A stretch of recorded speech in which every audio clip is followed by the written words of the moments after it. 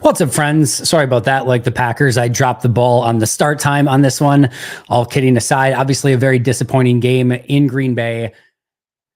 I talked about this, or I tweeted this out immediately following the game. A couple things. One, whoever needs to hear this, the Packers are going to be totally fine. I'm not saying that means they're going to be whatever down the road. That this story will still tell itself through the course of the season, but they're not going to be defined by this game. It's a long season. They didn't quit. They're massively talented. They're still super young. They're a mistake-riddled team right now. So number one, they're going to be totally fine. I have no long-term concern with the Green Bay Packers. The second side of things, I think one of the things that we've learned through the first month of this season, even in some of the wins that they've had, is this is a very mistake-riddled team right now. I really feel like against the Eagles, and especially in this game against the Vikings, actually, I don't want to know if I would say especially. I think in both of those games, really feels like the Packers beat themselves.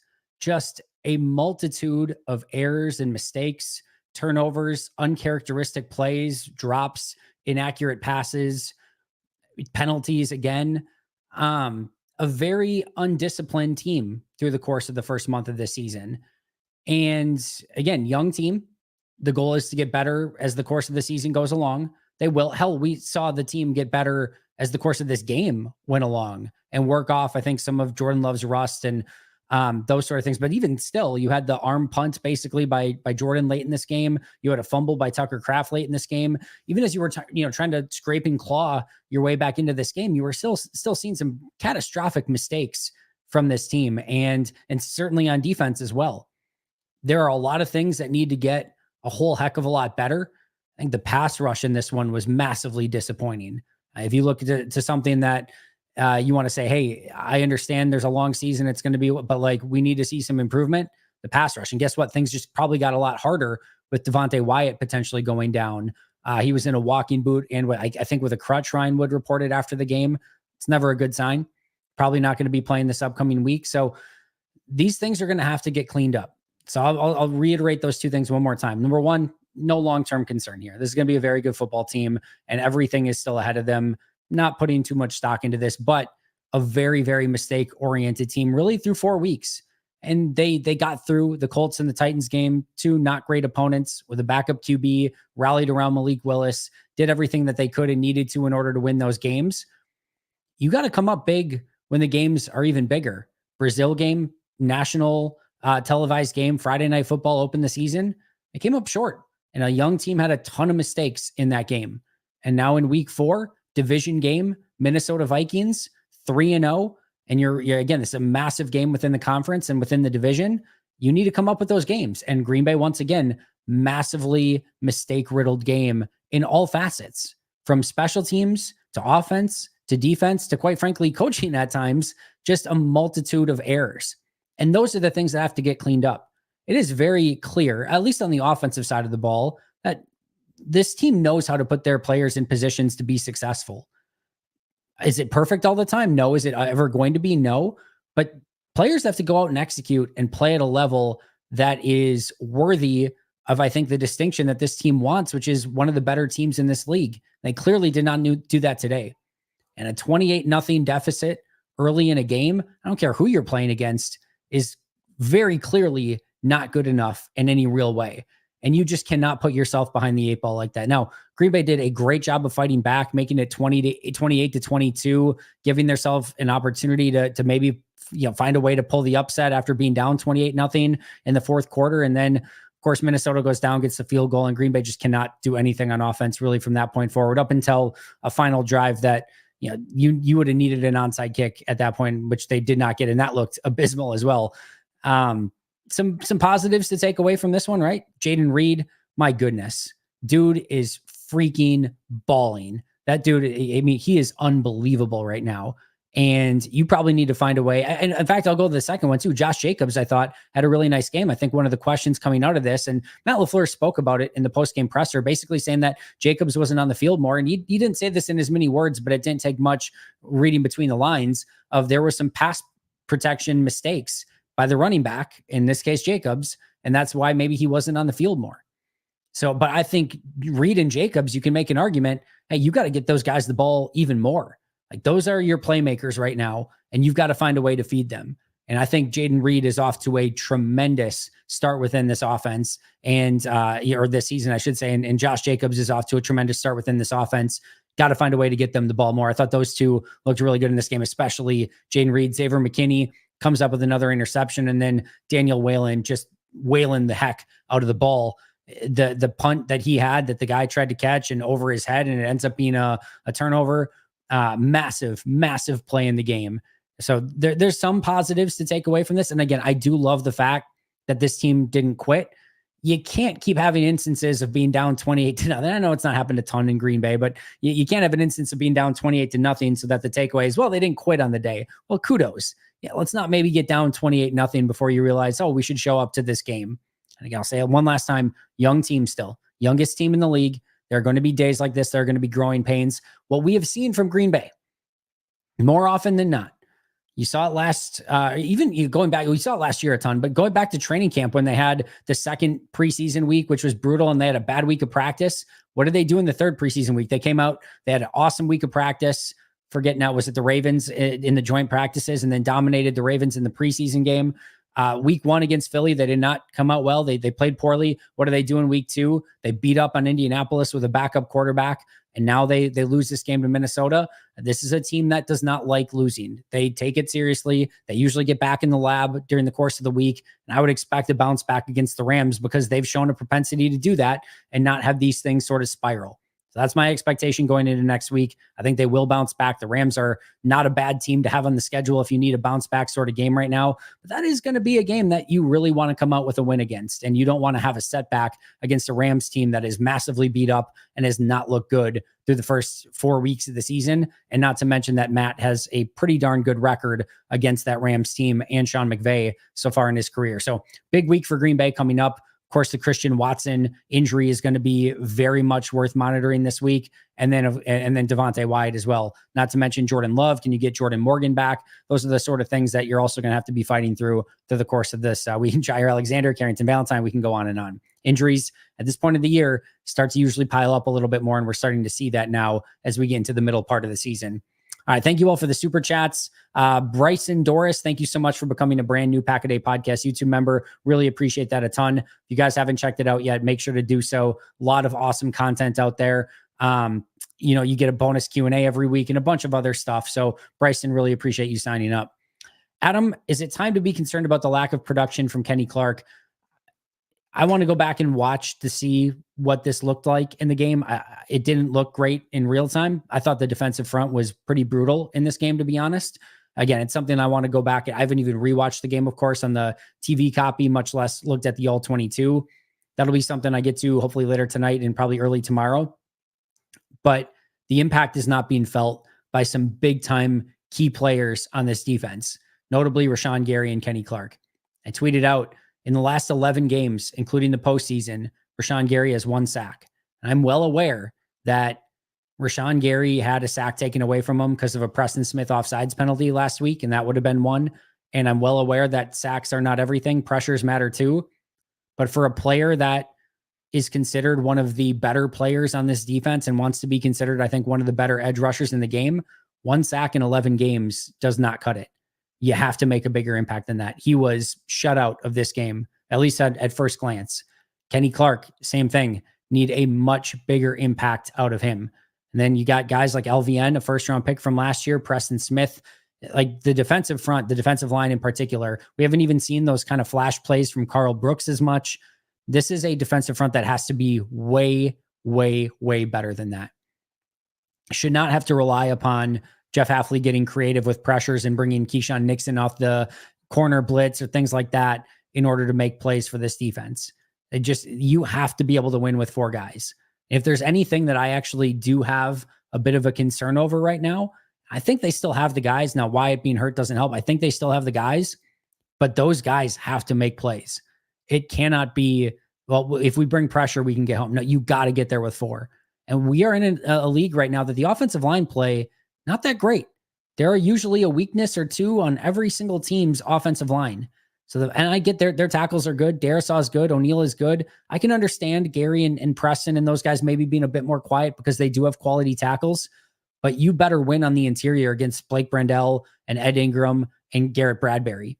And I didn't feel like Kenny Clark or TJ Slayton or any of those guys made the impact that you really needed to see from that defensive front. Now, nobody is going to look good, meaning like take everything else, take the actual score side and the bad part of the game aside. When you're down 21-0, 28-0, Minnesota holds all of the cards at that point. Like, they have the ability to be multidimensional. You can go play action a lot easier, and the defense actually has to buy the run action. Like, I talked about it with Nagler on Monday last week, I think it was, about this league is about who can make the other team predictable first. It is hard enough to score points in this league, at least usually. Even when things are in a good situation, if you are against it where you're down 28-0 and the other team knows you're going to pass the entire time, you're well behind the eight ball. You are in a very, very bad situation in that point. And Minnesota had the ability to be up a lot of points early in this game to be able to do anything that they wanted to. The whole playbook was open to them offensively, and Green Bay had to get a lot more one-dimensional on offense. And that's going to lead to more pressures, more turnovers. And we saw that really through the course of this game. So Minnesota took control. You can't get behind by that much. And that was ultimately the death kiss in this one, or the kiss of death. And yes, though, to go back to your question, Adam, we do need to see more from Kenny Clark and Rashawn Gary. No questions about it. Brandon Culls, Love wore the Favre jersey to the stadium and proceeded to play the most Brett Favre game since Brett Favre. One hell of a tribute. That was very much a Brett Favre game. From 4 touchdowns, 3 picks, 300 plus yards, just good old gunslinger stuff out there, and fighting through injury too, which Favre did seemingly every single week in the NFL. So yeah, I would totally agree with that. That was very much a Favre-esque game in all of the good ways and in all of the bad ways. Listen, Jordan played through injury, clearly was not himself early, clearly had to work out some rust and, kind of figure out how he could go about, just kind of completing some of the simple passes and get into a rhythm. It took a while. And then his receivers, for the most part, outside of Reed, really did him no favors either. And I talk about this all the time.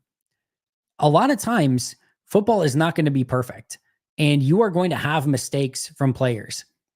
A lot of times within that, you will have somebody that has the ability to, sort of make up for another player's mistake. Yeah, Love wasn't as accurate as he needed to be in this game on a lot of those throws, especially early. Throws behind Wicks, throws behind Dobbs, throws behind pretty much everybody. But a lot of those plays, or a lot of low plays too, a lot of those did have the ability to still be caught. And that's where, you talk about that early one where Wicks is coming across. It's a 3rd down and it's low. It's very clearly low. But Wicks has the ability to go down and get that. If that's in stride by Love, that might just be a touchdown to Wicks. But Wicks still has the ability to dig that out, continue on, and maybe get a run after the catch enough to at least pick up the 1st down. But Wicks drops it. And again, more on Love. No question about it. That's more on Love. But Wicks could have bailed him out, and he didn't. And we saw that a lot in this game where, yes, Love was inaccurate for a good chunk of the game, at least early on, but his receivers did him no favors. And Wicks was involved in a lot of that. But there were a couple from Dobbs, there were a couple, some maybe questionable, incomplete passes that were challenged and those sort of things too. But you got to bail your guy out when he makes a mistake, when you have the opportunity to. And it was an issue of, listen, the quarterback wasn't good enough and didn't put the ball where it needed to be, but his receivers still could have bailed him out, and they did not. And that is when you end up with more catastrophic mistakes rather than maybe just, not being instead of being a touchdown, it's a 13-yard completion or whatever. You still have the ability to make those plays, and Green Bay did not in this one. Ralph, we really don't draft defensive players well. Yeah, listen, the ROI is not there. I mean, we can be, I think, fairly transparent and honest and real about that. The ROI for LVN is not great through one season. Is it over? Does he have a lot of time to still improve and get better? Yeah, absolutely. But through his first season and a quarter, it's not good. Not good enough. Devontae Wyatt, I like the way that Devontae Wyatt's been playing through this season. Is the ROI there for a top 25 pick in the draft or whatever it was, 27th pick in the draft, somewhere around there? I would argue through the first 3 years, 2+ years of his career, I would argue very much no. Rashawn Gary, have there been moments where he looks like a very disruptive defensive end? unequivocally, absolutely. Had a 3-sack game before this stretch of actually a 3-sack game, and I think in a half-sack game, but like 3.5 sacks in the 2 games before this 11-game stretch where he's only had 1. There are times where he looks like it, but it's not consistent enough. And those first 2 years of his career, he, had a basically kind of 2 redshirt seasons. I would argue that the ROI and now what he's making in this huge contract, the ROI needs to be a whole hell of a lot more. Kenny Clark on this new contract, right? Not a great start to that. Preston Smith right now, not having the season that you would want him to have based on what you're paying him from a contractual standpoint. Quay Walker, not living up to a first-round expectation. Now, Edgerrin Cooper, we can argue it's because maybe he's not getting the playing time, but really early second-round pick, you haven't seen the ROI on that payoff yet. And again, long time to go on Cooper and some of these guys. So Jair, you can make the argument, has not lived up to the big contract since they gave that to him. Eric Stokes arguably has not lived up to the first-round pick that they get spent on him. Xavier McKinney has lived up to the contract so far. Javon Bullard has lived up to the second-round pick so far. But there's been a lot of investments into this defense, and you haven't seen the rewards from it. And you are now, we'll take this from Joe Barry on. You're now having a second scheme, totally different from the first, trying to do a lot of different things that, whether it's been Joe Barry or Jeff Hafley, the ROIs or like the play on the field has been eerily similar. At least the results have been eerily similar. Not consistent enough, not good enough, not pressuring enough. And, they're getting opportunities at turnovers. That's legit. Isaiah McDuffie should have had one. Xavier McKinney did have one. But, you're still, I would very much argue, not getting what you're hoping to get when you put all of that capital, both in financial resources and draft capital, into that side of the ball. It's got to be better. Now, I will absolutely argue that Jeff Hafley's 4 weeks into his defensive coordinator career, and we knew this was going to be a little bit of a process. Think back to, I know Matt wasn't a first-time play caller last year, but think back to this offense last year with all these young players and having to try to figure out how are they going to get all on the same page and run what Matt wants to run, and how can they build an offense around that youth that were, and all the young playmakers on that team. It took time to figure that out last year. I think this is going to take some time to figure out. I don't think it's completely stable yet to the point of like, yes, this is what we want to do consistently. Now it needs to get there. If this is just it, if this is what it is, then yeah, you've got a lot of problems, and you're never going to reach your ceiling, and you are going to end up doing exactly what it's going to happen. They're going to spend a lot of draft capital next year on defense again, right? Maybe they could draft probably a couple more offensive linemen to compete. Wide receiver is still going to be stocked. Running back, you're going to have Lloyd Jacobs and Emmanuel Wilson still all on the roster. And I guess Christopher Brooks as well. Tight end is still going to be Kraft and Musgrave. Like your offense is still basically set next year. You've got Malik Willis as a backup QB. Where's all your draft capital going to go next year? It's going to go to linebacker, defensive line, edge rusher, corner, probably not safety, but everything else. And like at some point, you've got to not only put the resources in, but you got to get results. Defense is tough. Defense is hard. There are some teams that are doing it well, and this is not a good enough effort from Green Bay with all the resources that they have put in on that side of the ball. Will they get better through the course of the year? I do think so. But right now, it's a disappointing 28-point point performance given up in a first half of a game to put you again in a really bad situation for the remainder of the game. And clearly the offense and special teams did them no favors with that either. Sorry if it has been asked, options at kicker. We could go over them. First of all, they're not great, right? Hell, even the guys like Greg Joseph is already on a team and kicking well. They probably made the mistake not getting Austin Seibert instead of Braden Narveson. Seibert went 7 of 7 in week 2. Like if there's anything that we could like kind of nitpick here, 7 of 7 in week 2 on field goals. I think he's just 5 of 5 on extra points so far. No, he's 2 for 2 on field goals and 3 for 3 on extra points today. So that's 9 of 9 on field goals. And then last week against the last week against the Bengals, Seibert was 1 of 1 on field goals and 5 for 5 on extra points. So he has not missed a single kick as of yet. And he didn't get signed until week 2. He was on the Jets, and he was one of the players that we outlined of like, hey, it was probably between Narveson and Seibert are the two that we kind of talked about quite a bit of like who Green Bay could pick up. And they went with Narveson. and Seibert's been nothing but perfect. And Greg Joseph, of all players, is also kicking well on another team. So Washington, prior to going with Seibert, traded a conditional pick for Cade York from Cleveland, and they went with him at kicker, and he came in, and he's like a 75% career kicker. He looked good in the preseason and in training camp. He came in week 1 and missed 2 field goals right away. Against Tampa, they cut him, and then they picked up Seibert. You could go with Cade York. Is that going to give you any more confidence? No. The issue is here. There is not a kicker out there, period, that you can sign that you're going to have any level of confidence in. If you think there's some sort of potential future there with Braden Narveson, I guess you just stick with them at this point. Maybe try to see if you can get everything cleaned up, but you can't miss 37-yarders. You cannot miss 37-yarders. Like, I don't care if the snap is high. I don't care if the laces are facing you. If you are a professional kicker, you've got to find a way to put a 37-yarder through the uprights. Like, it can be facing like it could be laying flat on the ground. Find a way to get that thing through the uprights at 37 yards. And it looked like, for the most part, the operation was good. I didn't look at it close enough, but like at the first glance, it looked like the operation was fine. So unacceptable for any kicker to make, miss really anything from that range. That just starts your whole day off on the wrong foot. Well, clearly Minnesota going down and scoring a touchdown right away, dropping a would-be interception and allowing a 3rd and 14 completion where you couldn't get off the field.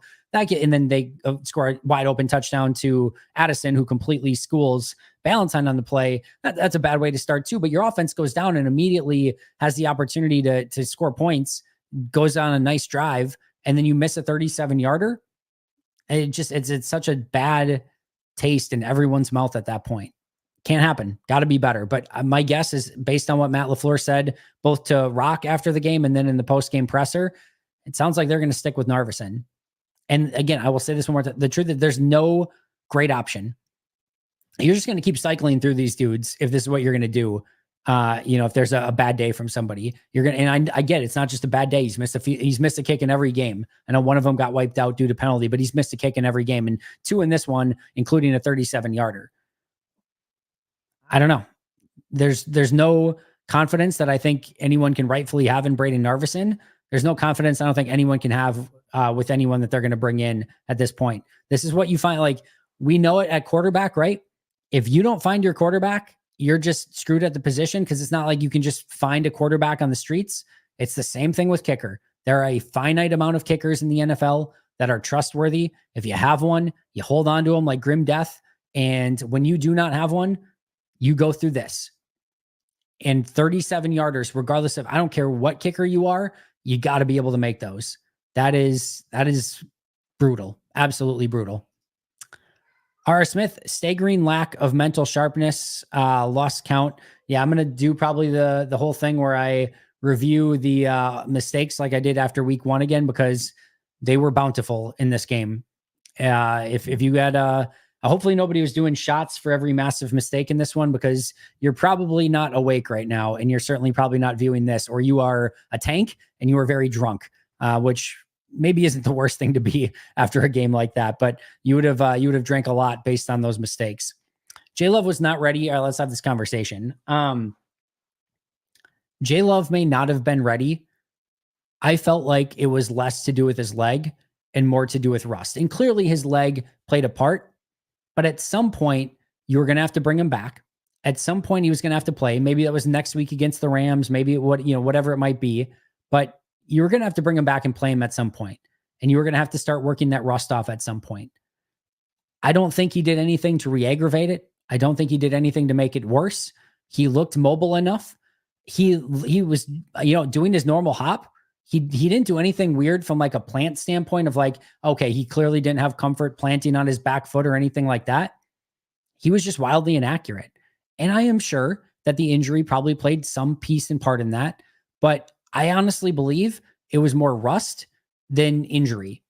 And I think, we saw he ripped some, like, go back to that final drive. And I know it was kind of garbage time by that point, and you're down by 9, and you're going to need an onside kick or whatever. But like the play he made down the middle of the field for the touchdown, like he had some unbelievable throws. The touch throw that he had to Jaden Reed, he was mobile enough too. Like, he escaped a couple sacks. He bought time. He scrambled for a first down on a play. Like, I actually don't believe that this was like well, his injury clearly was so bad that he should not have been in this game. I'm not there. And I think you would have, like, if they went to played him in this game, do you know what I think he probably looks like next game against the Rams? Probably extremely similar to what we saw today. I think this had more to do with needing reps and, getting the rust off than it had to do with the actual injury itself. Just my opinion. You're welcome to disagree, but I just think at some point you were going to have to get this game over to get the rust off. They did it in this one. Wasn't pretty. He still made a lot of good plays, made a lot of bad plays, and some very inaccurate passes. But I think hopefully you can bury this one now and you can get better from it. The rust has worked off. And now hopefully what we kind of saw from the offense in the second half a little bit more is what you're hopefully going to see against the Rams next week. So I'm not ready to say that this was the wrong decision. I'm not ready to, in hindsight, if you had the ability to know you were going to lose anyway, do you just go with Willis? Maybe, sure, but you don't have that benefit. And I still think there's an advantage to getting that game reps. You're getting those game reps in and, making the corrections and working some of that rust off. There's some of that stuff you can only do by playing. I think you had to play, and I think it'll get better from here, not worse. And there's value in that too. So that's where I come down on it, Vex. Good. Again, I don't mind the thought process. I get it. He didn't look good, but I just think that you needed to get those reps in. Gordon Freebase. Are there NFL examples of quarterbacks improving their down-to-down ball placement, high-low hospital balls after a career-long established trend? Yeah. I definitely think so. And I don't know maybe a great example off the top of my head, but I think it's like anything where players learn through the course of their careers. And I think you certainly develop tendencies. I don't personally believe that Jordan is a big time hospital ball thrower. He threw a couple in this one, no questions about it. And those are plays that he's probably going to want to have back. But I don't necessarily see it that way as like a long-term thing for Jordan. As far as the ball placement, yeah, he gets a little bit awry from time to time with some of his throws. Luckily, a lot of his inaccurate throws are like catchable inaccurate throws or within the frame, right? Like it's not like when Brett, for example, would get inaccurate, it would be a lot of overthrows and like to wide open safeties, and safeties were just picking them off left and right. You would see some of that. With Jordan, it's like a lot of guys have to catch it behind him or do some sort of spinning pirouette to try to get a ball. Like those are the sort of things you usually see with Jordan. Not ideal, not what you necessarily want, but there's definitely a little piece of that to his game. Do I ever think that, he's going to be this lights out, completely insanely accurate thrower? I don't. But do I think that he can do a much better job of taking care of the football, being a big time thrower, being a playmaker, and being somebody that can get the ball out of his hands on time and let his playmakers do the work? I do. And I think there's a ton of value in what Jordan is going to be long-term for this team. I just think he had an off day today. I think he'll learn from it. He'll get better. And I think he just kind of needed to work some of the rust off more than anything. All right. Where do we live off there? All right, here we go. Bernie Haleva, thank you so much for the super chat. Is it back to the drawing board with kicker? Yeah, we talked about that a little bit. I don't think so. I think it's going to be Narveson. I certainly listen. If you're missing 37-yard field goals, I understand the angst and frustration from the fan base. I do. And in real time, I definitely thought, yeah, we could see a change at kicker. I thought that was a real possibility. When you start missing 37-yarders and then a 49-yarder later, I mean, we're seeing guys kick 65-yarders. And you're not making 37-yarders. So I get the sentiment. I really, really do. And if Green Bay decided to make a change, would not be upset by it. Not at all. I just think if Matt LaFleur, and he echoed it twice today, that he has confidence in Narveson, all right, let's give it a little bit more time. Not saying it's going to be great. Not saying I expect positive things moving forward, but there's some reason that they're having confidence there. I don't know what it is, but they clearly do. Let's see how it plays out. And I would say very easily, there's a good option out there. Go for it. Green Bay's Narveson's already the sixth kicker that's been with Green Bay in some capacity this year. And I think they've kind of worked out some other ones as well. It's just that there's not anything out there. Cade York might be your best option that's out there. Who is the Steelers? Matthew Wright. You could maybe go with Matthew Wright. Matthew Wright might be one of those kickers that you at least feel comfortable from like 45 and in. Not much. You're scrap heaping it at this point. You're trying to piece something together that probably is just not going to work. And if you see some long-term upside with Narveson, maybe you just kind of, try to keep developing it. But not like Bisaccia has done great with some of these young kickers so far. I don't know what the best option is and how you can kind of go about figuring this out, but it's got to be better, or it's going to continue to cost you games. Handsome Devil, Andy, how pivotal is that dropped interception by McDuffie on that opening drive? Seems like it could have completely changed the momentum. It's one of those when you go back and rewatch it, you're having the Interstellar one where he's banging on the bookcase. No spoilers for anyone that hasn't seen it, but the meme where he's pounding on the bookcase and you can see what's going to happen after that, and you just can't do anything to stop it. You just know, that's one of those ones that could change the outcome of the game. Now, Minnesota to me was the better team on the day. They were better prepared. They made far fewer mistakes. And it's possible that McDuffie intercepts that pass. Green Bay goes down, gets inside the 20, just like they did on their opening drive, stalls out, gets a 37-yard field goal attempt. Narveson clanks it off the post. And instead of Minnesota's opening drive where they scored 7, right? And they go off to a 28-0 run, maybe it's just a 21-0 run. We don't know sort of how Minnesota would have managed this if the game got closer at a different point. I'll say this. Once it kind of closed back up to a 6-point game, Minnesota had no issues going back down, getting in scoring range, and immediately kicking a field goal to go make that a 2-possession game again. And then, was able to get the ball back a couple more times, run a bunch of time off the clock. I think if Minnesota needed to put up more points and maybe needed to, just, kind of play a little bit differently, I think they probably would have had more success against Green Bay's defense if they needed to.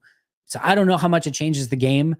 Ultimately, I think to me, the better team won in this game. The better team on this day won. I don't think anyone can really make an argument of like, yep, Green Bay deserved to win that game actually, but Minnesota stole it. No, Minnesota deserved to win that game. How it would have changed with the McDuffie interception, who knows? And maybe just get some momentum would certainly have helped. Would not have hurt. I was talking to my friend about this, or just kind of DMing back and forth. You can point to the field goals, right? And say, man, if they just make those 2 field goals, Green Bay might win this one. And yes, that might be true, but there's like a million plays in this one where you could be like, man, if this play just didn't suck completely, yeah, Green Bay would have been in a much different position. But guess what? They had like 40 plays where they just sucked completely. That's going to lose you the game far more often than not. So that's where I kind of come down on it, but it definitely would have helped Handsome Devil, and definitely one of those plays where you got to find a way to make it. Love all the super chats, guys. Thank you so incredibly much. Arnaldo Espinoza, hi Andy, tough loss. Did you see something weird, intense footing, especially during the first half? And what is going on with the team discipline and penalties? Yeah, we opened by definitely talking about, wow, that's a big touchdown for Cleveland. That's Cooper. Little Raiders revenge there for Amari Cooper, I guess. Big time play. But yeah, I didn't see anything with the footwork, anything in particular. I'll go back and I'll watch it closer on the All-22 when I go and watch it, but I didn't see anything in real time. But yeah, we opened up today. Oh, is that a penalty on the Browns? Wow. Either way, sorry to get distracted. We opened by talking about the discipline and the penalties. It just cannot happen that way. And this is a team that is far too mistake riddled through the first 4 weeks of the season. Youngest team in the league. Still some players that are learning on the fly. Has to get better. Has to be more disciplined. But the penalties, the errors, the mistakes, the drops, the missed throws, the interceptions, the fumbles, the turnovers, all of it, the missed field goals, you're beating yourself.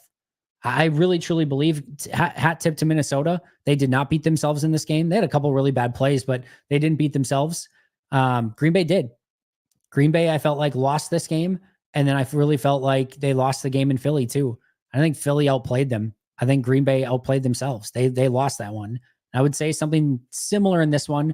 Thought Minnesota was more deserving than Philly. Thought Minnesota played them better and was, again, probably the better team on the day. But Green Bay did a great job of beating themselves in this one. That's the part you have to clean up. That's the part that's tough to stomach, right? Because if you go out and just execute the way that you know you're capable of, Green Bay's probably 4-0 right now. And instead they're 2-2. And by the way, like, wins are wins, right? Yeah, breaking quote there. Like, that's going to go in all the great sports quote books. Wins are wins. But if you are thinking about this, right? Division wins are top of the mountain. Those are your best possible wins. 0-1 in the division. Conference wins are next.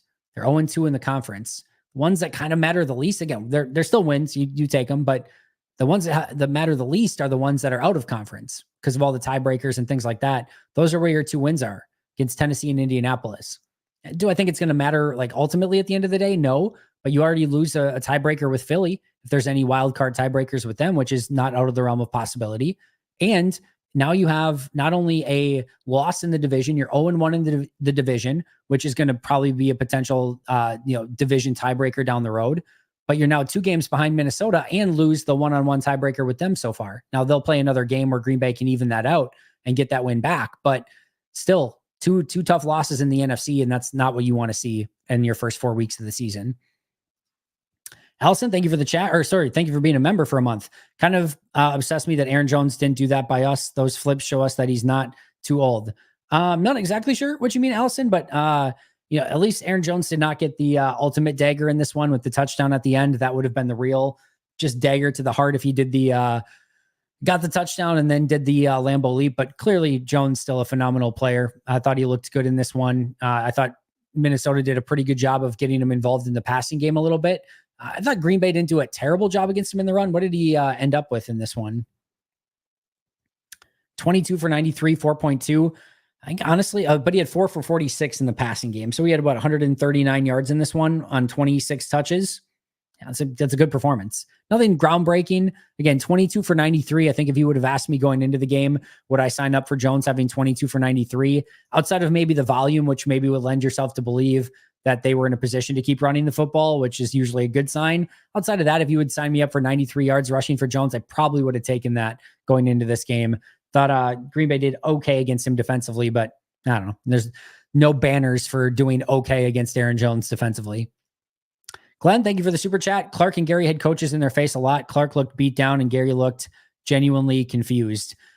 Yeah, rough day for both of those guys. Needs to be more impactful. I'm hoping that when I go back and watch the L22 that maybe I'm going to catch some things that I didn't in real time and they were actually getting more pressure than I thought or expected, but didn't seem that way in real time. So we'll go back and rewatch it and we'll see who, again, didn't play well. But Clark, really rough first 3 games of the season and seemingly did not do a ton to erase that in this one.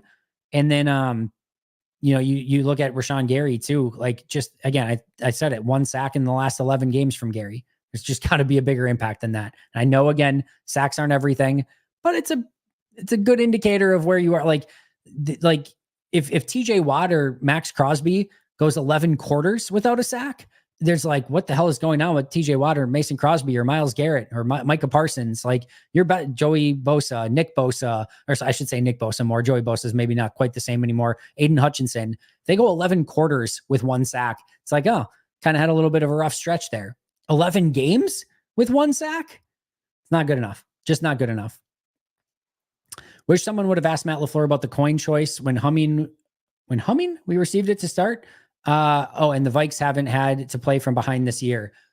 Yeah, I think the defense has played pretty good. Pretty well, I should say, the last 2 weeks. I think you trust your defense to go out and get a stop. And they probably had a game plan that they felt comfortable with. Wanted to maybe have the opportunity to double dip before halftime and going into the second half would be my guess. Definitely could have been a question that we asked. There was a lot going on, obviously, but just the way that this game went. I'm not sure you ever get a good answer on that too. He probably would have said something to the effect of what I just said. Like they had a game plan in place. They, wanted to give the defense the opportunity to get off the field and get the ball back right away. Having a home crowd can get your fans on their feet on the early first drive a little bit more often. Sure, all those things went into it, but wasn't good enough. And they went down 7-0.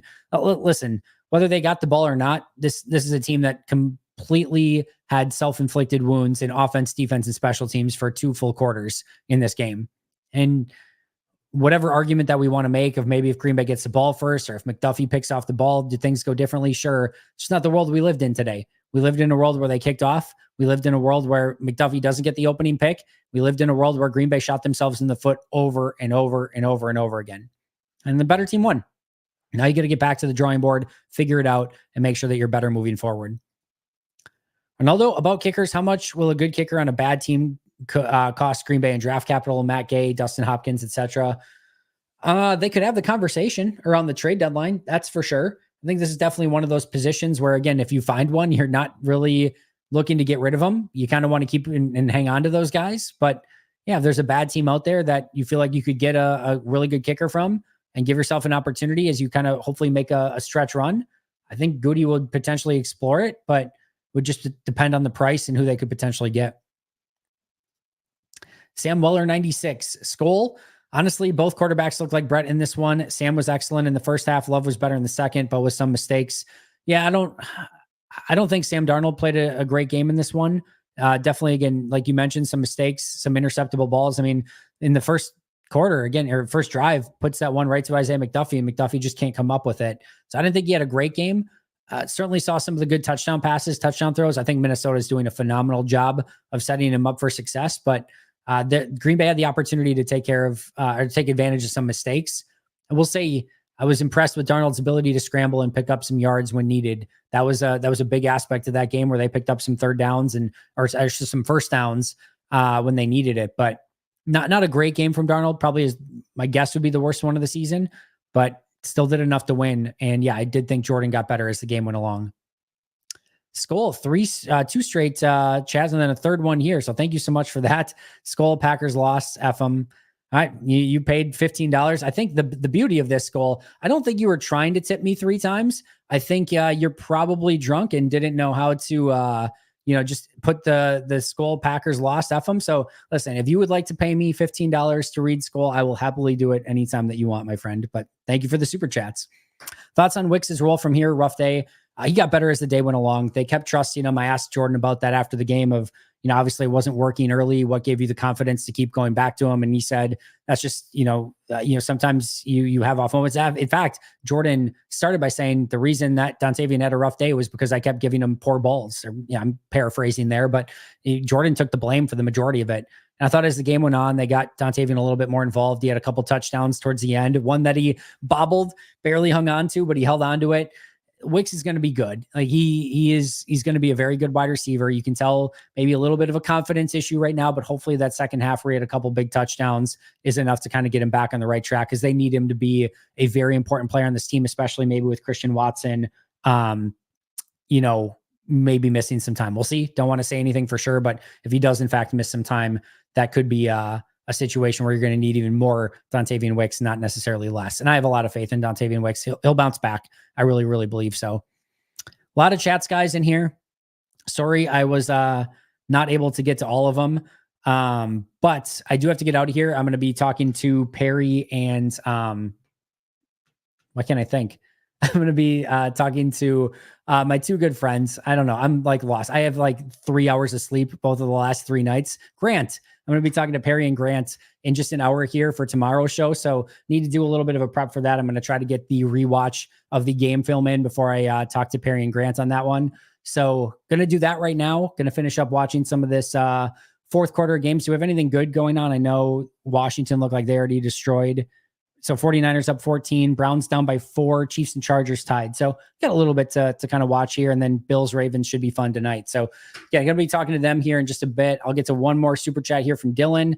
Ups and downs from role players, Nixon, Wicks, McDuffie, etc. that our stars Reed and Jacobs couldn't make up for. How much were we missing Jair? Definitely missed him. No 2 ways about that. I mean, Ballantyne got smoked by Jordan Addison on that first touchdown. So you definitely don't want to see that.